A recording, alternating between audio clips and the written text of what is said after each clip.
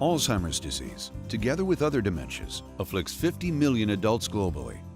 It has no cure, and one of its early symptoms is an increased difficulty in remembering faces, names, and things. So, if you're a boomer or a senior, you might be asking yourself, is my increased forgetfulness normal aging or the early sign of Alzheimer's disease? It's a painful process, and watching friends is difficult. Here I am, third generation now, and I'm starting to think, oh dear, what am I going to do to help prevent this? That's what happens when you're older. Lots of people have Alzheimer's. For aging baby boomers, worried about their mental health and their brain function has become as important as cancer and heart disease was for their parents or grandparents. And the reason for that is that over the last several decades, as the global population has aged, diseases like Alzheimer's disease have become as much a part of the public lexicon as other major health conditions.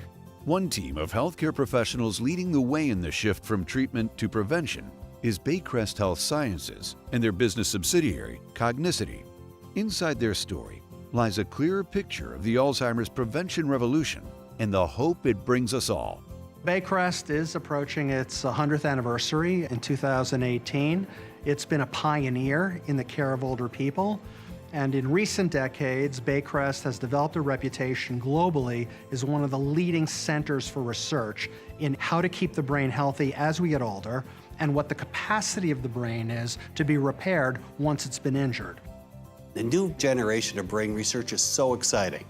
It is the revolution from treatment drugs and therapies to preventive drugs and therapies. Fundamentally, what is shifting our thinking or driving the revolution from treatment to prevention is the recognition that while Alzheimer's disease expresses itself through forgetfulness and other forms of confusion when we're elderly, the disease actually starts in our brains decades before that.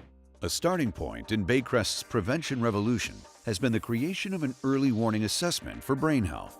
At age 45 or so, we start to become a little more forgetful than when we were younger. And the question therefore pops up, is this simply normal aging, or is it the early sign of something serious like Alzheimer's disease? At Baycrest, we looked to create, if you will, the thermometer for the mind, the tool that would help adults understand when everything was normal and when it was time to go to a doctor and have an opinion from a professional.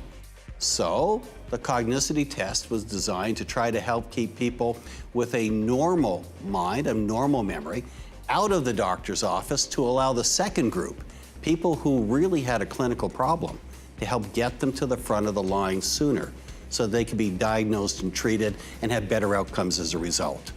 In addition to early testing, Baycrest is creating innovative education and research programs to help adults lower their risk of Alzheimer's.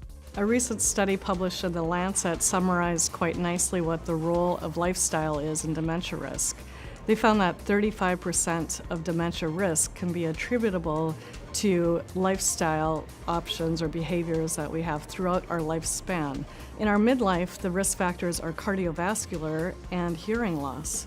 And then finally, in our late life, the risk factors are things like physical inactivity, social withdrawal, social isolation, cognitive disengagement, and depression. What's good for the heart is good for the brain. So being physically active, getting the heart rate up. Our brains need exercise themselves. Learning a new musical instrument, a second language for the first time, engaging in stimulating activities that we might not have done before. And finally, we human beings have an innate need to be with other people. So the more we can stay connected to our family, to friends, to maintain a presence in our communities, not only will we feel better, but our brains will be that much more protected. The Memory and Aging Program is a face-to-face intervention program that we have here at Baycrest. The goal of the Memory and Aging Program is to do two main things. One is that we want to educate older adults about what to expect with their memory, so how it would change, what they can do about it, and that just helps normalize the whole experience of having memory changes as they grow older. And the second main focus is to give people tools to manage that change. So how can they maximize their memory, how can they maximize their brain health, and live to their best with the changes that they do experience with age. So over the past couple of years, we have launched a very exciting project where we are taking the content from the Memory and Aging program and putting it online so that people anywhere in the world that have a computer and access to the internet can participate in the program and benefit from it. So today, the diagnosis and the treatment of Alzheimer's disease is largely confined to elderly people. Once the symptoms present themselves, then we diagnose and we intervene. What the future is going to be, though, is very different. The diagnosis and treatment of Alzheimer's disease is going to be in what we call the pre-symptomatic phases. So while today, the treatment of Alzheimer's disease is for people like my parents or perhaps your grandparents, in the future, the treatment is going to be directed towards people in midlife.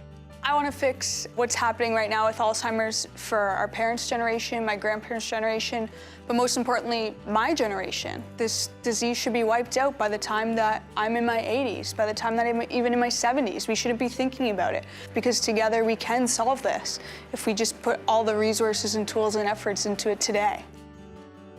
To take Cogniciti's free private brain health assessment and to find out more about Baycrest's other innovations discussed today, visit www.cogniciti.com.